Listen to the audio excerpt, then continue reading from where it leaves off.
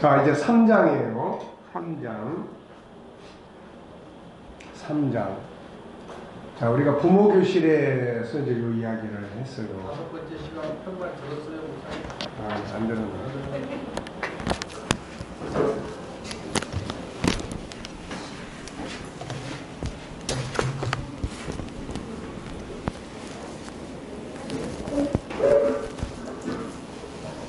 자, 마이크도 안 끼고.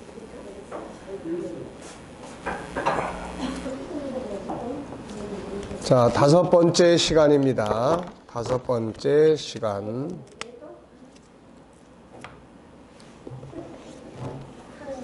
자, 부모 교실에서 이제 요 부분 이야기를 했죠. 뭐 사람은 다 똑같은 거니까. 자, 우리는 가끔 남편이나 아내가 고마운 행동을 할 때는 감동을 받기도 하고 엉뚱한 일을 할 때는 화가 나기도 하죠. 그렇다면 고마운 행동을 하는 원인은 뭐고 화가 나게 만드는 원인은 뭘까?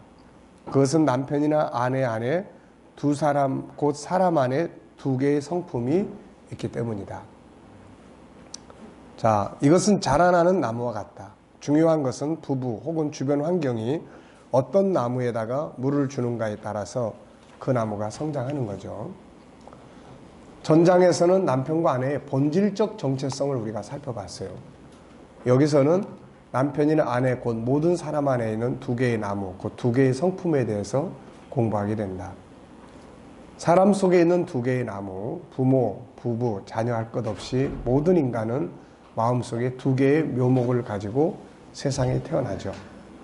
그래서 하나는 창세기 1장 27절, 하나는 죄성. 창세기 1장 27절이 이게 바로 나의 참 모습이에요. 그리고 창세기 3장의 죄성은 나를 타락시키는 성품이에요. 그래서 로마서 7장 19절 20절에 다 같이 한번 읽겠습니다. 내가 원하는 바 선은 행하지 아니하고 도리어 원하지 아니하는 바 악을 행하는도다. 만일 내가 원하지 아니하는 그것을 하면 이를 행하는 자는 내가 아니요 내 속에 거하는 죄니라. 그러니까 바울은 여기서 이것을 악을 행하는 것은 내가 아니다. 이건 참 내가 아니다. 네. 참 내가 아니고 뭐예요? 내 속에 거하는 죄다. 이건 죄지 내가 아니라는 거예요. 나는 창세기 1장 27절 하나님의 형상이 나고 그 다음에 요거는 내가 아니고 죄가 나를 끌고 가는 거예요. 네. 참 나는 하나님을 닮은 선한 자다. 그러나 창세기 3장에서 사탄의 유혹을 받은 인간이 처음에 죄를 범함으로 이때부터 죄의 요소는 독소처럼 인간 속에 들어와서 사람의 선한 욕구들을 지배하려고 하는 거죠. 인간에게 희망이 있는 것은 바로 하나님의 형상을 닮은 그것이 진짜 자기 자신이기 때문에 그래요. 인간의 본성이 죄성이라면 인간에게는 희망이 없는 거예요. 그리고 아무리 좋은 교육을 시켜도 변할 수 없습니다. 그러나 인간의 본성이 선하고 능력 있고 아름다운 것이기 때문에 희망이 있는 거다. 성선설이. 네, 그렇죠. 성선설이 맞는 거예요. 네, 그러니까 인간의 본질은 선한 겁니다. 그래서 교육이 필요한 거예요. 네, 좋은 모델이 필요하고 좋은 환경이 필요한 거예요. 인간이 만약에 죄가 먼저 죄악된 존재라면은 아무리 좋은 환경에 갖다 놔도 소용없어요. 근데 인간이 좋은 환경에 갖다 놓고 좋은 상담자가 있고 좋은 나의 가치를 존중히 여겨준 창세기 1장 27절을 살려줄 수 있는 사람이 있으면 그 사람은 회복되는 거예요. 중요한 거는 두 개의 나무는 성장해 간다는 거죠. 사람은 어머니의 태안에 임신할 때부터 시작해서 이 두 개의 나무가 자라고 더 커지는 나무가 그의 인격과 인생을 지배합니다. 그리고 이것들을 키우는 것은 첫째는 부모와 가정이요. 둘째는 사회와 다양한 정보들이에요. 그러므로 내 남편이나 아내가 살아온 삶의 환경은 중요해요. 사람이 저 사람 왜 저래? 참 이상한 사람이네 라고 하면 할수록 그 사람의 살아온 삶이 그 사람을 이상한 사람으로 만들어 놓은 거예요. 네. 그래서 시간이 좀 걸리지만은 존엄성, 존귀함을 인정해주고 장점을 찾아주고 이런 사람을 만나면 바뀌기 시작하는 거예요. 이게. 네. 성령께서 하시는 일은 그렇게 바꾸는 일을 하시는 겁니다. 이게. 네. 자, 우선 어머니 태 안에서 잉태하는 두 개의 나무죠. 성장하는. 모태 잉태된 아이는 그 마음에 두 개의 묘목을 가지고 세상에 태어나죠. 그래서 하나는 창세기 1장 27절, 하나는 3장. 두 개의 나무는 누구로부터 영향을 받냐면 엄마로부터 영향을 받아요. 바깥에서 벌어지는 삶, 엄마 아빠의 부부생활, 가정에서의 모든 환경에 영향을 받기 시작해요. 만약 엄마와 바깥 세상에서 좋은 환경에 영향을 받는다면 아기 속에 있는 하나님을 닮은 성품의 나무가 커지고 엄마와 바깥 세상에 불행하게 살고 항상 분쟁하고 세상에 대해 원망과 불평에 부정적 인식을 가지고 살면 그 아기 속에 있는 죄성의 나무가 커져요. 그렇다면 현실은 어떤가? 아기를 임신한 부모의 삶은 어떤가? 어느 나무에 영양분을 더 많이 제공하고 있는가? 결국 10개월 뒤에 누굴 만납니까? 자기가 영양분을 줘서 기른 나무를 만나게 돼요. 그래서 태어나면 뭐라고 합니까? 얘가 아빠의 겉모습이 아니라 성질까지 닮았네 그러잖아요. 왜 닮습니까?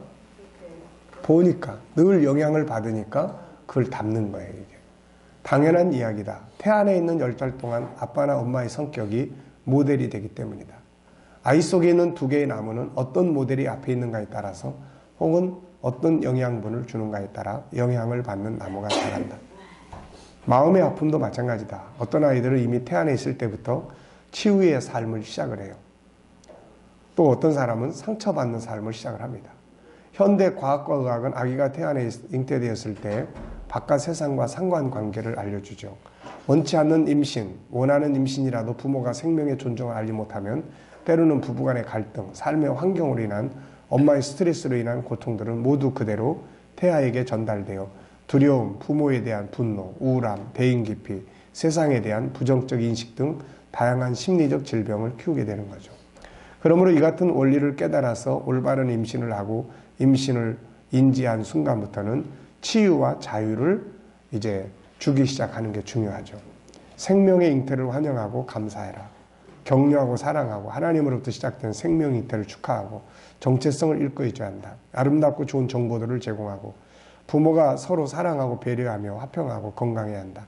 세상 사는 것, 직업, 삶에 대해서 긍정적 가치를 말하고 살아야 한다. 이런 것들이 태아 속에 그대로 전달되어 세상에 대한 긍정적 심리를 키우게 되죠. 태어납니다, 이제. 그동안 안에 있던 애가 태어나서 한 발자국 더 가까이서 영향을 받기 시작을 해요. 아이는 성장해 가는 동안 자기 앞에 있는 모델을 통해서 영향을 받게 된다. 다시 말하면 그 아이 안에 있는 하나님의 성품과 재성은 어떤 모델을 보는가에 따라 영향을 받는 성품이 자라게 된다. 이때 가장 많이 영향을 미치는 모델이 부모다. 그래서 자녀가 부모를 닮아가는 것이다. 부모가 부정적 삶을 살거나 부정적 언어, 폭력적 언어, 부부간의 다툼과 분쟁, 그리고 세상에 대한 부정적 인식과 원망, 불평등의 삶을 살고 있다면 아이는 당연히 그 안에 있는 두 개의 나무 중에 죄성의 나무가 커지게 된다. 우리는 가끔 아이가 왜 저래? 정말 속상해 죽겠네. 도대체 누굴 닮은 거야? 라는 말을 한다. 물어볼 필요가 없습니다. 바로 누굴 닮는 거예요? 네, 부모 자신을 닮는 거죠. 그러므로 아이가 속을 썩일 때는 자신들의 삶을 돌아보고 반성하고 바꿔야 할 중요한 시기가 된 거예요. 이것을 아이의 문제로만 생각하고 책망한다면 아이 속에 있는 죄성의 나무가 더욱 강화되어 더 나쁜 결과를 만들게 되죠. 안타까운 것은 이 같은 자녀의 내면의 세계에 대해서 부모가 너무 모르고 있다는 거죠. 그러다 보니 아이의 내면의 세계가 어떻게 성장하게 되는지, 이것이 장래에 어떻게 나타나게 되는지를 알지 못하고 아무렇게나 자기들 식대로 살고 있으면서 아이가 잘 성장하기를 바란다는 거죠. 이건 어리석은 일이다. 잘못 키우고 있으면서 좋은 열매가 맺기를 바라고 있다면 올바른 생각이라고 할 수 있겠는가?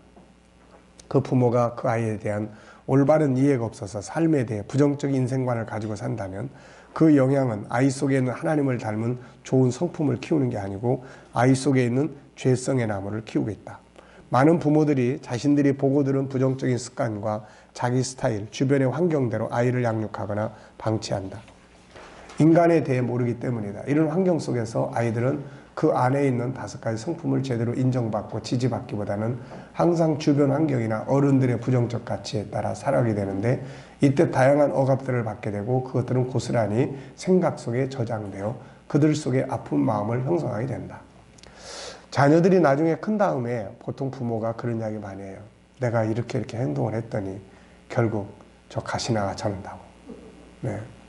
그러니까 결국은 그런 것들이 모델이 되는 거예요, 그게. 네.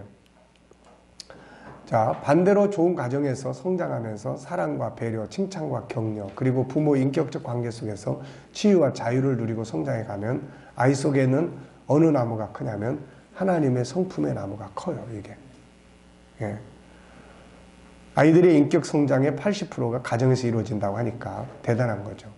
인성교육이란 특별한 과정, 학원, 학교에서 이루어지는 게 아니라 가정, 부모의 대화 속에서, 아이들을 대하는 태도 속에서, 사회를 대하는 태도 속에서 배우고 익히게 된다. 저도 아이들 키울 때, 요한이 키울 때 이런 거 잘 몰랐어요. 그래서 단지 그때 내가 알았던 거는 당신이 보물입니다. 그래서 그 이야기만 많이 해주고 했는데 그것도 나중에 크니까 많이 도움이 되더라고요. 그런데 이런 것들을 좀 더 알았으면은 조금 더 잘 이렇게 할 수가 있었을 텐데 좀 아쉬운 점이 많죠. 그래서 이제는 손주를 낳으면 내가 그렇게 해봐야지. 그래서, 네. 그래서 내가 이 책을 쓸 때마다 우리 아들한테 계속 그러죠. 아들, 아빠가 지금 이걸 쓰는 거는 손주를 교육하기 위해서 쓰고 있는 거다. 그러니까 네가 낳으면은 이제 내가 한번. 예? 손주한테 고맙다고 해왔어. 손주한테 이렇게 말하라고. 그렇죠. 그 12권의 책 주일학교 교재 공과 만들 때는 요한이가 어렸을 때 요한이를 교육하려고 그걸 이제 만들었었거든요. 그래서 요한이를 교육하려고 그 책을 집에서 이제 엄마가 어떻게 부모가 아이에게 성경을 교육할 수 있을까. 그래서 내가 하도 그런 책을 쓰니까 이제 우리 요한이는 이제 성경도 아빠가 쓴 줄 알았어요. 그래서 성경을 누가 썼어요? 그러니까 우리 아빠가요. 대단한 인물이에요. 네. 자, 그래서 이제 이렇게 우리가 잘 모르고 애들 다 키웠잖아요. 우리가 부모교실에서 많이 이야기했지만은 그래도 그때 당시는 그냥 또 하나님께서 또 그런 방식으로 또 키웠는데 우리가 지금 어린 아이들이 커가는 세상은 너무 험악한 거예요, 이게. 그렇게 하기에는. 그러니까 이제는 부모가 진짜 공부를 해서 바르게 이끌어가야 될 그런 시대죠. 자, 그 다음에 밑으로 내려갑니다, 이제. 폭력적 아버지를 보면서 자기는 절대로 그렇게 살지 않겠다. 다짐하던 아이들이 성장해 가면서 아버지의 폭력적인 성향이 닮아 있는 것은 자신도 모르게 아버지의 행동이 인격 속에 배어 있기 때문이다. 부모가 아이들 앞에서 항상 싸우고 산다면 자녀는 그 속에서 스스로 분노와 두려움에 억압을 당할 뿐 아니라 후에는 자기도 그런 모습을 만들게 되죠. 부모가 세상을 부정적으로 보고 살면 자녀들 역시 세상을 그런 모습으로 보는 훈련을 늘 하는 거예요. 이스라엘 백성들이 광야에서 하나님 원망하다가 망했는데 그들은 집안에서도 항상 원망과 불평으로 살죠. 그런 모습이 나중에 자녀들을 통해서 민수기 20장에서 그대로 나타납니다. 그 다음에 이제 학교 시절이에요. 사람 속에 있는 두 개의 나무는 다시 학교라는 공동체 속에서 영향을 받기 시작을 해요. 중요한 것은 이미 학교에 가기 전에 내면의 세계에 있는 두 개의 나무 중에 하나님의 성품이 커져서 훈련된 아이들은 학교에 가서 그 나무의 열매를 나타내죠. 지금 우리가 목표하는 게 이제 부모 교실을 하거나 할 때는 이걸 목표로 하는 거예요.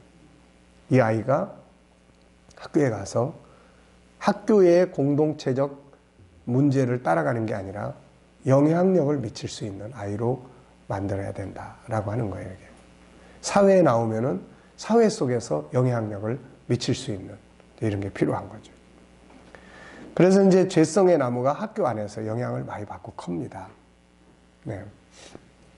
물론 학교 안에 이런 훈련이 된 선생님들이 자꾸 늘어나면 아이를 대할 때 그 아이 속에 있는 좋은 나무에 영향력을 끼칠 수가 있죠.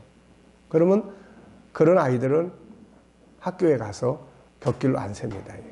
그래서 그런 선생님 만날 수 있도록 기도를 해야 되는데 그게 참 쉬운 일이 아니잖아요, 이게. 학교는 사실 아이 속에 들어있는 하나님의 성품의 나무가 밖으로 나와 영향력을 끼쳐야 하는 동네예요, 거기는. 애들이 교회와 가정에서 교육을 받고 학교에 가서 영향력을 끼쳐야 되는 곳인데 그게 잘 안 되는 거죠, 이게. 자, 때로는 가정에서 죄성의 나무가 커진 아이들이 학교에서 좋은 선생님이나 친구들을 만나서 그들의 영향으로 자녀의 내면에 좋은 나무가 커져야 되고, 그래서 중요한 게 뭔가 학교에서 안 좋은 영향을 받는다 해도 이걸 치유하고 고치면서 좋은 나무를 키워주는 교육과 훈련의 현장이 있어야 된다. 네. 그러니까 이런 현장이 없으면 계속해서 안 좋은 것만 커가는 거예요. 이런 교육과 훈련, 치유와 상담이 없이 계속 안 좋은 영양분을 아이들이 받게 되면 그 속에 있는 죄성의 나무가 커지면서 아이가 부정적 모습, 아픈 상처가 가득 차 있는 모습, 불안정하고 폭력적인 모습으로 발전해 가죠. 오늘 우리 앞에 처해 있는 환경은 내면 세계의 좋은 나무, 하나님을 닮은 위대한 성품, 세상을 다스리고 이끌어갈 수 있는 천재적인 성품을 키우는 쪽보다는 죄성의 나무를 키우는 것들로 가득 차 있죠. 가정에서 부정적이고 폭력적인 부모의 삶, 부모가 요구하는 부모의 가치관, 꿈을 이루기 위한 지시와 명령, 학교에서 오로지 성적 중심의 인간 평가의 기준, 친구들과의 비교 의식, 뒤따라가던 열등감과 앞서던 우월감, 잘못된 정보들에 대한 탈선, 힘에 의한 왕따 문화, 앞서가고 있는 성적 타락의 문화, 사회에서는 약육강식, 물질 우선주의, 쾌락과 향락, 폭력과 사치, 게임 중독, 잘못된 수많은 정보들로 가득 차 있다. 이번에 우리나라에서 게임 대회 했잖아요. 그러더니 어저께 이제 내려오면서 방송을 듣다 보니까 그걸 이제 고민이 생겼어. 그게 뭐냐면은, 자, 게임 중독을 이제 복지부에서는 이건 질병으로 등록을 해야 된다. 이런 거고, 게임 업체에서는 이거는 질병으로 등록하면 안 된다.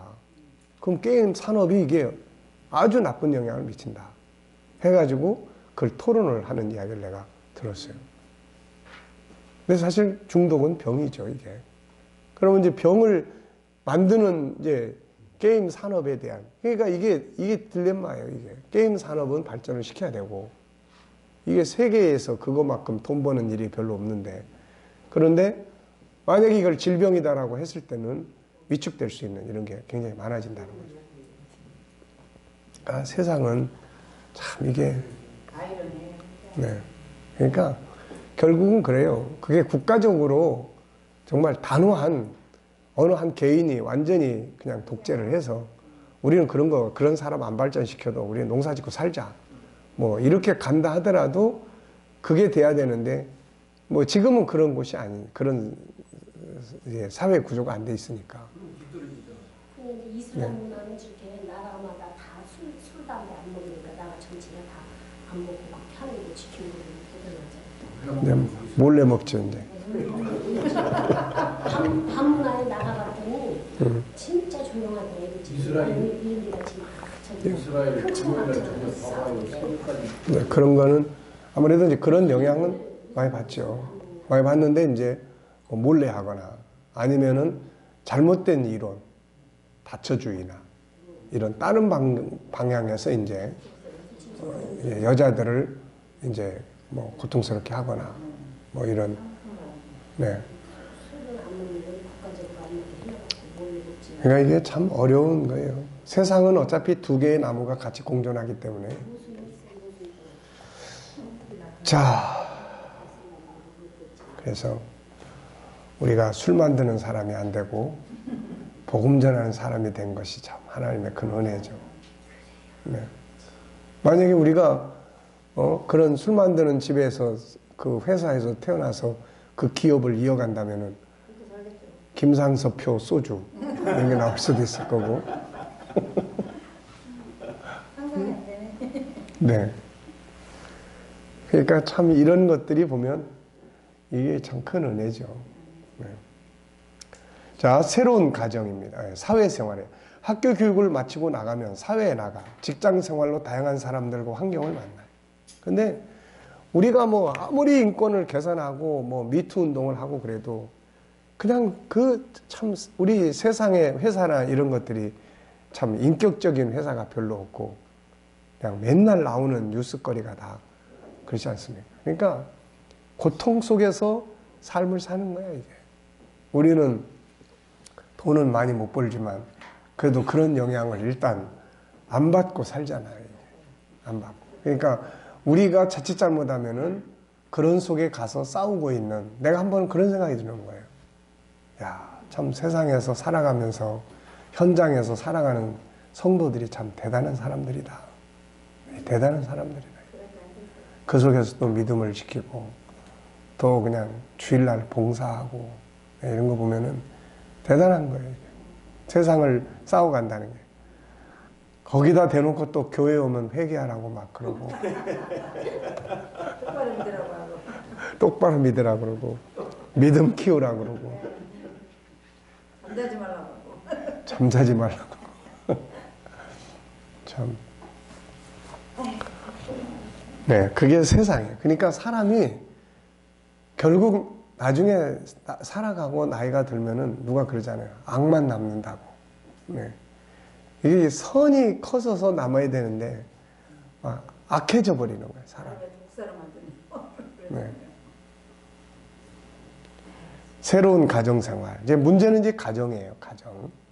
사람들은 이제 자기 속에 있는 아픈 상처들을 치료받고 싶어서 이제 창세기 1장 27절의 아름다운 성품들을 사는 안식의 터전, 행복의 터전을 만들기 위해서 결혼을 해요.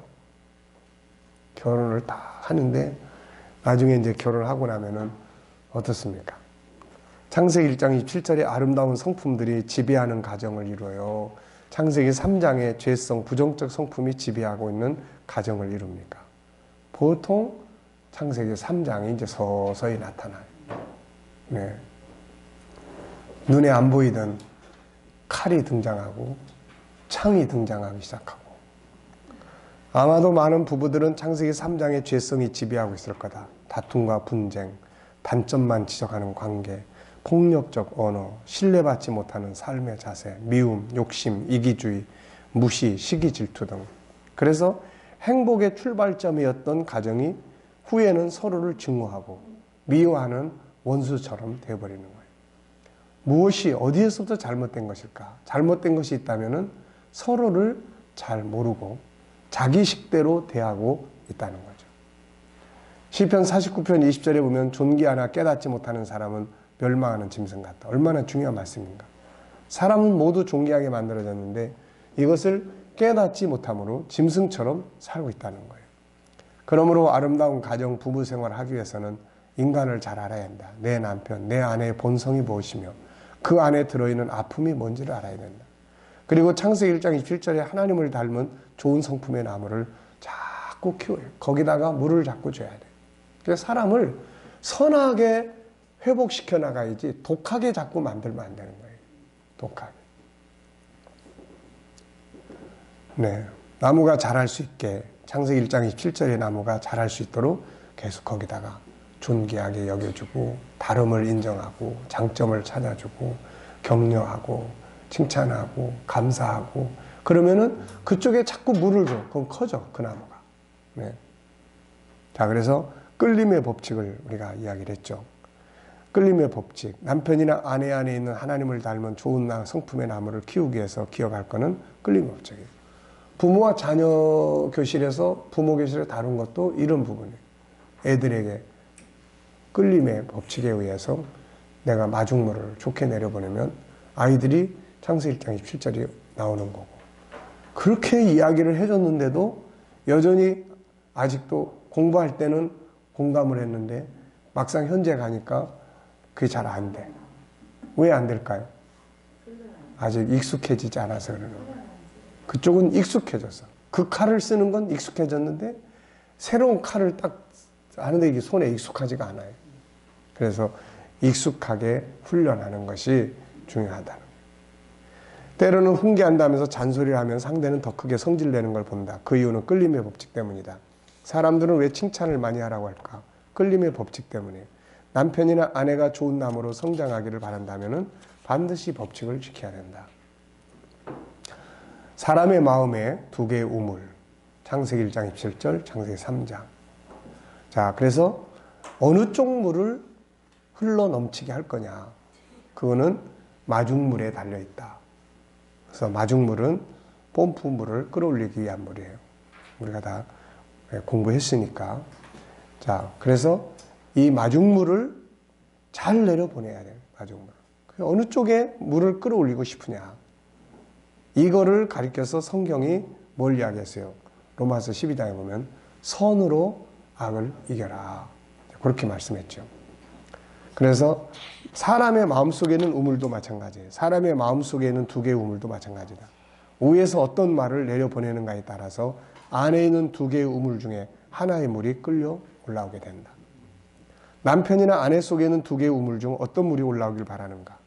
그렇다면 내가 어떤 물을 내려보내야 되는가? 네. 나는 그냥 못된 물을 계속 내려보내면서 아내 속에서 좋은 게 나오기를 바라면은 안 되는 거죠. 만약에 창세기 3장에 죄성의 마중물을 내려보내면 역시 창세기 3장에 죄성의 마음이 강화돼서 올라오고 창세기 1장 27절에 좋은 마중물을 내려보내면 창세기 1장 27절에 좋은 성품이 강화되어 올라온다. 지금 남편이나 아내에게 어떤 물을 내려보내고 있는가 생각해 보자. 자, 이 사람 이야기 많이 나온 이야기죠.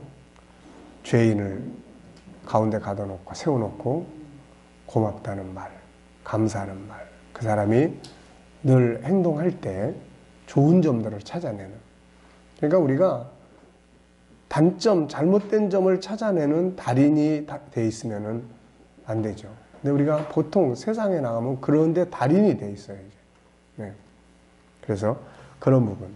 비록 죄를 지은 죄인이라도 존귀하게 대함으로 상대방 속에 존귀함의 본능을 끌어내는 모습을 보여준다. 만일 주민들이 이 사람을 무시하고 없인 여겼다면 그 사람은 더욱 나쁜 인간이 되고 말았을 거다. 인간 속에는 기본적으로 존귀함의 본능이 있다. 따라서 자기를 존귀하게 여겨주는 사람 앞에서는 자연스럽게 존귀함의 본능이 나오게 된다. 동네 사람들은 이것을 잘 활용한 사람들이에요. 만약 그들이 이 사람에 대해 욕을 하고 비난했다면 이 죄인은 더 앙심을 품게 되고 나쁜 사람이 되었을 거다. 남편이나 아내의 문제를 고치고 싶다면 문제를 지적해서 야단과 책망을 하지 말고 고마운 점, 감사한 점, 재능을 찾아 칭찬하고 고마움을 전해보라.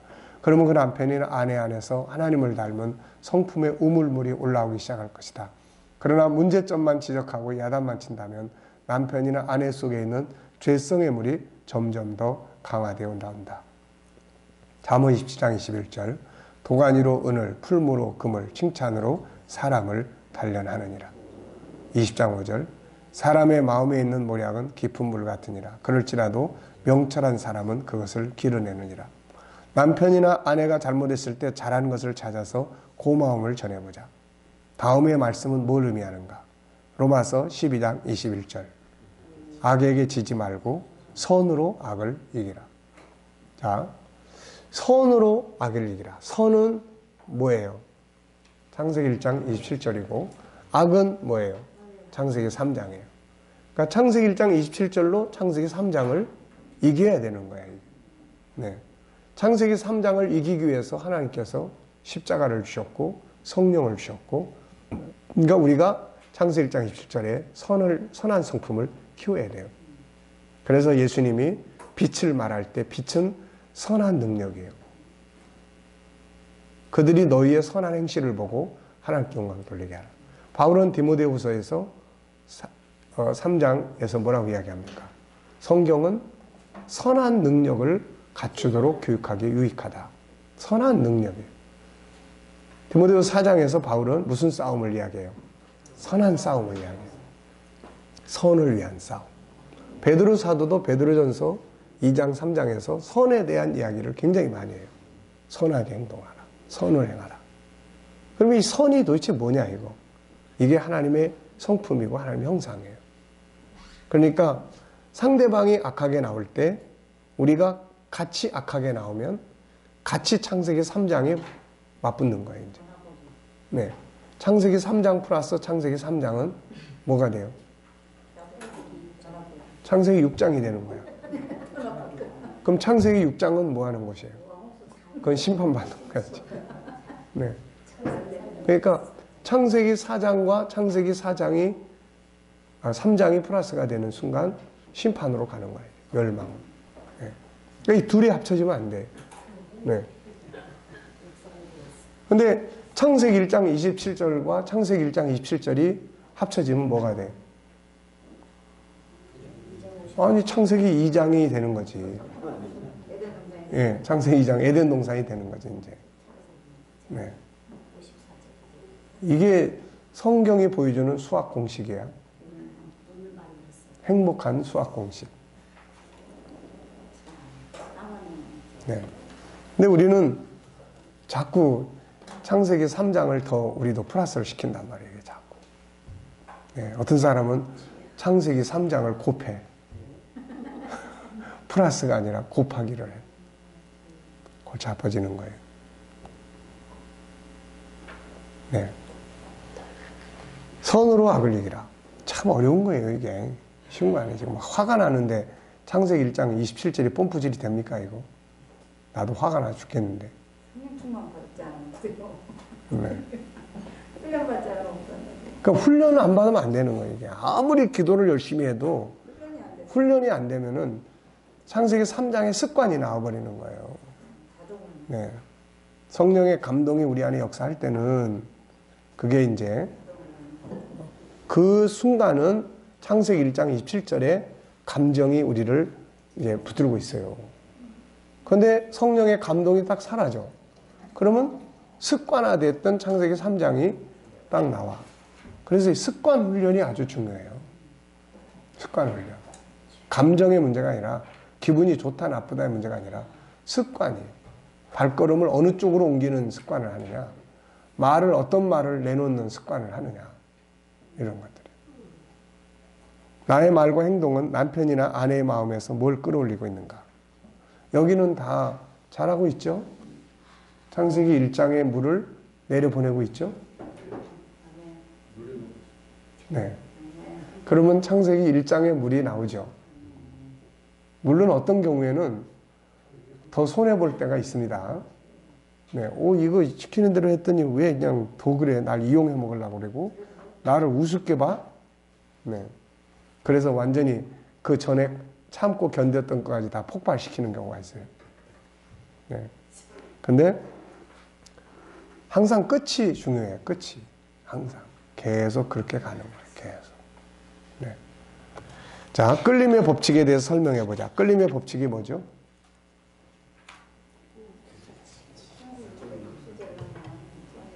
끌림의 법칙. 인간 속에는 두 개의 우물이 있고 그 우물이 밖으로 나오는 거다. 근데 그 우물 중에서 어느 우물을 끌어올리고 싶으냐. 그러면 끌어올리고 싶은 물을 해라. 예를 들면은 내가 지나가면서 사람한테 참 되게 못생겼네. 이렇게 마중물을 보내면 그 사람이 아유 못생겨서 죄송합니다. 근데 이런 사람은 이제 창세기 1장 17절에 단수가 아주 높은 사람이에요. 근데 보통 그 사람도 당신 뭐라고 그랬어? 그러고 이제 싸우는 거고. 안녕하세요. 좋은 아침이에요. 그러면은 그 사람도 안녕하세요. 그 물이 올라오는 거예요. 이게.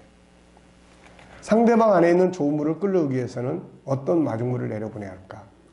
좋은 마중물. 바울은 에베소 4장에서 더러운 말은 다 버리고 사람들이 듣기에 은혜로운 말을 해라. 그러니까 그렇게 할 수 있도록 우리가 훈련하는 거죠. 어떻게? 아예 마중물을 굳이 말아요. 아무것도 안 하고. 근데 나는 인간관계를 어떻게 이렇게 마중물을 안 내버려서 제일 좋은 좀 방법이 아예 일단 우리는 그럼 관계가 끊어져요. 지구를 떠나야 돼. 입을 다물고 있으면은 그게 이제 상대방에서 이제 3장의 물이 강화돼서 옵니다. 나는 이제 입을 다물고 가만히 있는데 왜 말 안 하냐고. 네, 날 무시하는 거냐. 네. 골치 아픈 거예요, 그게. 자, 과제하기. 자, 로마서 7장 21, 23절 완성. 자, 이거 쭉 하고 여기서 하나 더 추가된 거는 7번. 끌림의 법칙, 임상해보기. 네, 끌림의 법칙, 임상해보기. 감사일기는 16주 동안 공부하는 동안 계속 쓰는 거예요. 노트. 그 다음에 이제 끌림의 법칙, 임상하고 나눠 보는 거예요. 일부러 고맙다는 말, 좋은 말씀은 어떤 답이 오는지. 네. 우리나라 말에도 그런 말들 있잖아요. 가는 말이 좋으면, 고우면 오는 말이 곱고, 뭐, 이런 게. 전부 다 그게 상대성, 끌림의 법칙이 만들어내는 내용들이에요. 자, 10분간 휴식하겠습니다. 휴식을 너무 자주 주나요?